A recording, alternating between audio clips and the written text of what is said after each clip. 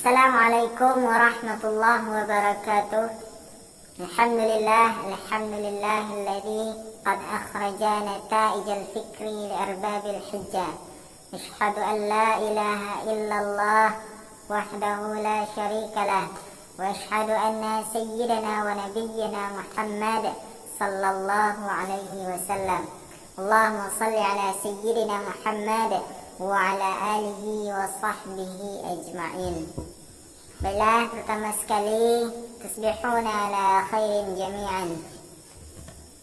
Pada kesempatan kali ini saya akan mempresentasikan sebuah tugas yang diberikan kepada kami, kepada kelompok 7, yaitu saya Muhammad Irfan dan yang kedua saudari saya, sahabat yang cantik jelita lagi baik hati, yaitu Dea Ersi Gustia.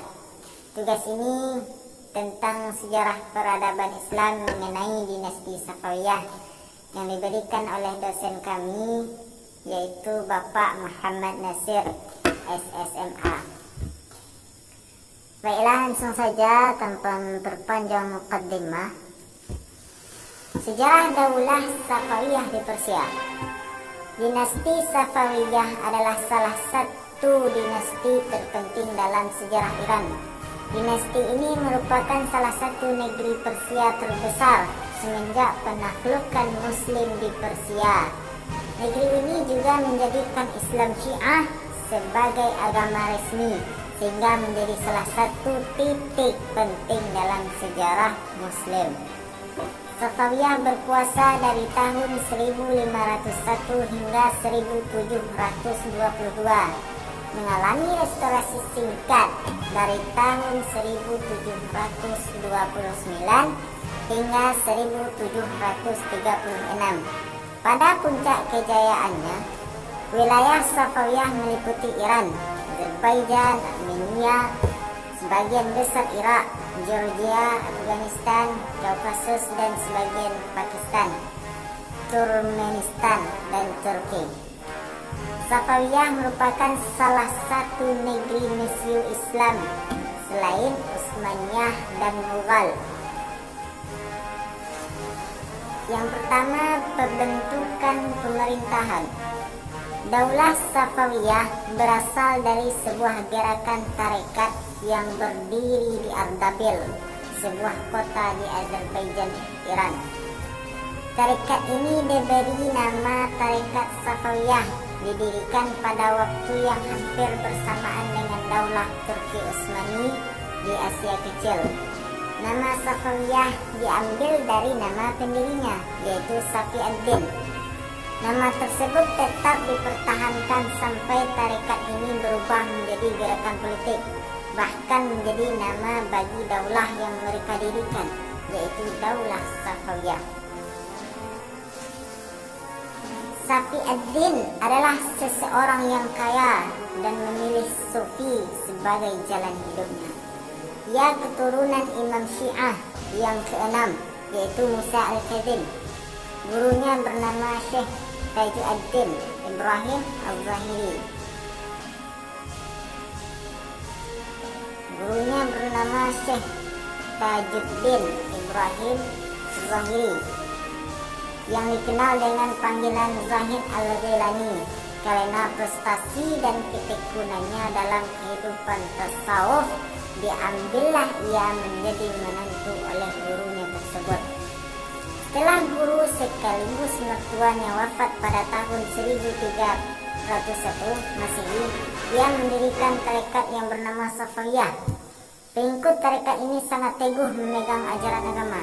Pada mulanya gerakan tarekat Safawiyah ini bertujuan memerangi orang yang ingkar dan orang yang mereka sebut ahlul bid'ah. Gerakan Safawiyah selanjutnya bertambah luas dan berkembang sehingga yang pada mulanya hanya gerakan keagamaan saja berkembang dan bertambah menjadi gerakan politik. Kerajaan Safawi mempunyai perbedaan dari dua kerajaan besar Islam lainnya, seperti kerajaan Turki Utsmani dan Mughal. Kerajaan ini menyatakan sebagai penganut Syiah dan dijadikan sebagai manhaj negara. Oleh karena itu, kerajaan Safawi dianggap sebagai peletak dasar pertama terbentuknya negara Iran dewasa ini. Gerakan kepemimpinan Safawiyah selanjutnya berada di tangan Ismail yang saat itu masih berusia 7 tahun. Dia bersama pasukannya bermarkas di Gilan selama 5 tahun mempersiapkan kekuatan dan mengadakan hubungan-hubungan dengan pengikutnya yang berada di Azerbaijan, Syria dan Anatolia. Pasukan yang dipersiapkan itu diberi nama pasukan Kizilbash. Di bawah pimpinan Ismail, pada tahun 1501 Masehi, pasukan Kizilbash menyerang dan mengalahkan Akakoyunlu di Sarur dekat Nakhchivan. Pasukan ini terus berusaha memasuki dan menaklukkan Tabriz, ibu kota Akakoyunlu, dan berhasil merebut dan mendudukinya.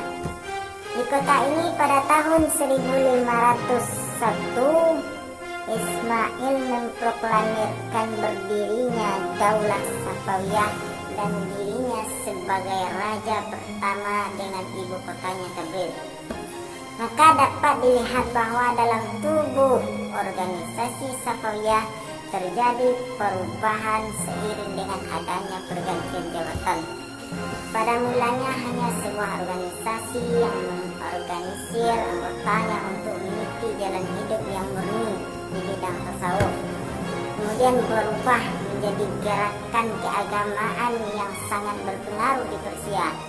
Selanjutnya di tangan Ismail telah berubah pula ke arah gerakan politik yang berorientasi kepada kekuasaan. Selanjutnya yaitu urutan penguasa kerajaan Safawi. Yang pertama adalah Raja Ismail, berkuasa sejak tahun 1501 hingga 1524. Yang kedua, Tahmasp I, berkuasa pada tahun 1524 hingga tahun 1576 Masehi. Yang ketiga adalah Ismail II pada tahun 1576 hingga 1577 Masehi. Yang keempat adalah Muhammad Khudabanda pada tahun 1577 hingga tahun 1587 Masehi. Yang kelima adalah Abbas I pada tahun 1587 hingga 1628 Masehi. Yang keenam adalah Safi Mirza pada tahun 1628 hingga 1642 Masehi.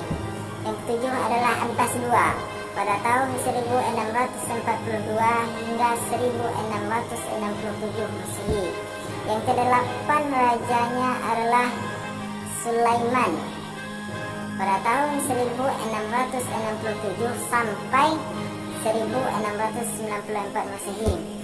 Dan penguasa yang ke-9 adalah Husain I, berkuasa semenjak tahun 1694 hingga 1722. Dan yang ke-10 adalah Tahmasp II, berkuasa semenjak 1722 hingga 1732 Masehi. Dan penguasa yang terakhir dari kerajaan Safawi adalah Abbas, Raja Abbas yang ketiga, Raja Abbas III, yang berkuasa semenjak tahun 1732 hingga 1736 Masehi. Selanjutnya adalah masa kejayaan dinasti Safawiyah. Selama Daulah Safawiyah berkuasa di Persia di sekitar abad ke-16 dan ke-17 Masehi, masa kemajuannya hanya ada di tangan dua sultan, yaitu Sultan Ismail I pada tahun 1501 hingga 1524 Masehi, dengan puncak kejayaannya pada masa Sultan Shah Abbas I pada tahun 1558 hingga 1622 Masehi. Kemajuan yang dicapai kerajaan Safawi tidak hanya terbatas di bidang politik, melainkan bidang lainnya juga mengalami kemajuan itu antara lain.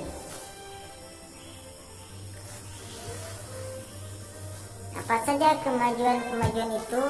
Yaitu antara lain adalah yang pertama di bidang ekonomi. Kemajuan ekonomi pada masa itu bermula dengan penguasaan atas kepulauan Hormuz dan pelabuhan Gumrun yang diubah menjadi Bandar Abbas. Dengan demikian Safawiyah menguasai jalur perdagangan antara barat dan timur.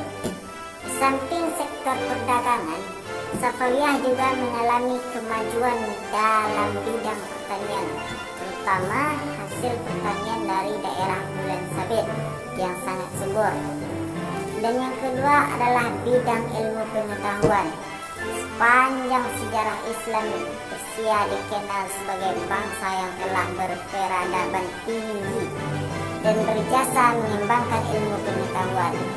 Oleh karena itu, sejumlah ilmuwan yang selalu hadir di majelis istana, yaitu Baha ad-Din al-Syirazi, generalis ilmu pengetahuan, Sadar ad-Din al-Syirazi, filosof, dan Muhammad al-Baqir bin Muhammad Damar, filosof, ahli sejarah, teolog, dan seorang yang pernah mengadakan observasi tentang kehidupan Leban. Yang ketiga adalah bidang pembangunan dan fisik. Yang ketiga, bidang pembangunan fisik dan seni. Kemajuan bidang seni arsitektur ditandai dengan berdirinya sejumlah bangunan-bangunan megah yang memperindah Isfahan sebagai ibu kota kerajaan ini. Sejumlah masjid, sekolah, rumah sakit, jembatan yang memanjang di atas Zenderot, dan istana Kihil Sutun. Kota Isfahan juga diperindah dengan kebun wisata yang tertata apik. Ketika Abbas I wafat, di Isfahan terdapat sejumlah 162 masjid, 48 akademi, 1802 penginapan, dan 273 pemandian umum. Unsur lainnya terlihat dalam bentuk kerajinan tangan, keramik, permadani, dan benda seni lainnya. Demikianlah puncak kemajuan yang telah dicapai oleh Daulah Safawiyah, yang membuat daulah ini menjadi salah satu daulah dari 3 daulah Islam yang besar dalam periode abad pertengahan yang disegani oleh lawan-lawannya, terutama pada bidang politik dan militer. Walaupun tidak setara dengan kemajuan yang telah dicapai umat Islam pada periode abad klasik. Selanjutnya adalah masa kemunduran dinasti Safawiyah. Sepeninggal Abbas I, kerajaan Safawi berturut-turut diperintah oleh 6 raja, yaitu Safi Mirza pada tahun 1628 hingga 1642 Masehi, Abbas II pada tahun 1642 sampai 1667 Masehi.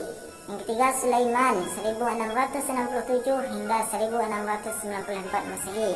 Husain 1694 hingga 1722 Masehi. Selanjutnya adalah Tahmasp II pada tahun 1722 hingga 1732 Masehi. Dan yang terakhir adalah Abbas III masa semenjak tahun 1733 hingga 1736 Masehi. Pada masa raja-raja tersebut, kondisi kerajaan Safawi tidak menunjukkan grafik naik dan berkembang, tapi justru memperlihatkan kemunduran yang akhirnya membawa kepada kehancuran.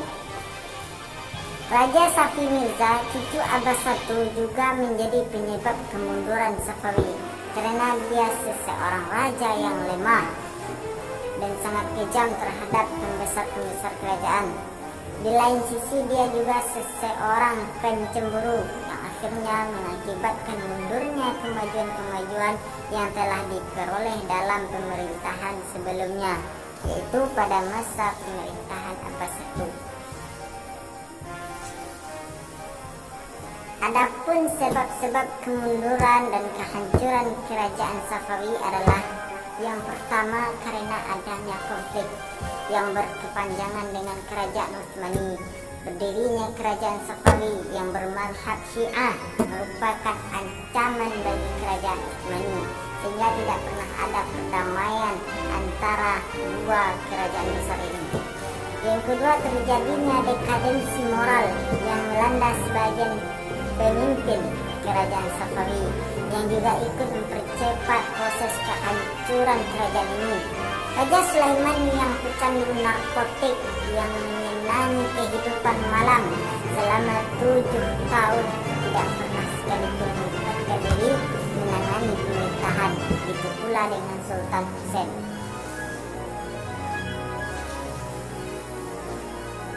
Yang ketiga adalah pasukan Ghulam, yaitu budak-budak yang dibentuk oleh Abbas I, ternyata tidak memiliki semangat perjuangan yang tinggi, sehingga semangat idealitas. Hal ini dikarenakan mereka tidak memiliki ketahanan mental karena tidak dipersiapkan secara terlatih dan tidak memiliki bekal rohani. Kemerosotan aspek kemiliteran ini sangat besar pengaruhnya terhadap lenyapnya ketahanan dan pertahanan kerajaan Safawi. Dan yang terakhir adalah seringnya terjadi konflik internal dalam bentuk perebutan kekuasaan di kalangan keluarga istana sendiri. Itulah kawan-kawan semua, sedikit pembahasan tentang kerajaan Safawiyah, sejarah berdirinya Safawiyah, masa kejayaan dari Safawiyah, siapa-siapa saja raja yang memimpin kerajaan Safawiyah, dan yang terakhir adalah sebab-sebab hancurnya kerajaan Safawiyah ini dan mundurnya kerajaan ini. Nah, itulah pembahasan kita dalam kelompok 7 tentang kerajaan Safawiyah. Terima kasih untuk semuanya. Assalamualaikum warahmatullahi wabarakatuh. Sampai jumpa kembali.